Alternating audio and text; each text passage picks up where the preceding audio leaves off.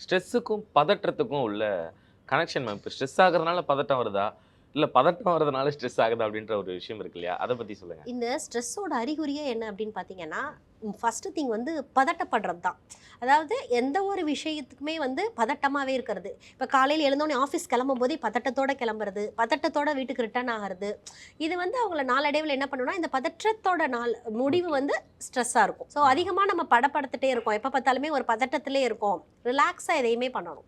ரிலாக்ஸா இல்லாம ஒரு பதட்டத்திலே, ஐயோ! டைம் ஆயிருச்சே நம்ம போகணுமே, இந்த டைமிங்குள்ள அங்க ரீச் பண்ணணுமே, இந்த டைமிங்குள்ள நம்ம ஸ்கூல் போணுமே, இந்த டைமிங்குள்ள நம்ம காலேஜ் போணுமே, அந்த மாரி ஒரு பதட்டத்தோட செய்ற எந்த வேலையுமே வந்து கண்டிப்பா வந்துட்டு ஸ்ட்ரெஸ்ல வந்து கொண்டு வந்து முடியும். அது மட்டும் இல்லாம உடல் ரீதியாவும் அவங்களுக்கு வந்து நெறைய பிரச்சனைகள கொண்டு வந்து விடுது. ம். நாளடைவுல பார்த்தீங்க அப்டின்னா, இந்த மாரி கிரானிக்கா இருக்கிற ஸ்ட்ரெஸ் என்ன பண்ணுது அப்டின்னா, ஒபிசிட்டில கொண்டு வந்து விடும். இல்லாட்டி போனா அவங்களுக்கு ஒரு ரத்த அழுத்தம் வரலாம்.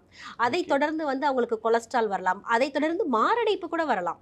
ஒரு சிலருக்கு பார்த்தீங்க ஓகே. அப்படின்னா வந்துட்டு, இந்த மாரி நீடித்த ஸ்ட்ரெஸ் இருக்கும்போது, ஒரு மனநிலை, ஒரு மன அழுத்தம் இருக்கும்போது, ஒரு தற்கொலை முயற்சி எண்ணங்கள் கூட வந்து நெறைய பேருக்கு பார்த்தீங்கன்னா வரதான் செய்யுது. ஸோ ஸ்ட்ரெஸ் வந்து நம்மள எங்க வேணாலும் கொண்டு போய் நிறுத்தும். ஸோ நிறுத்தும் வந்து அப்படின்றது. அதுக்கு தகுந்த வந்து நம்ம ஒரு பெஸ்ட் கவுன்சிலிங்கும், மெடிகேஷன் எடுக்கும்போது கண்டிப்பா இந்த ஸ்ட்ரெஸ்ல இருந்து வெளிய வரலாம். அனைத்து நோய்களுக்குமான குணம்.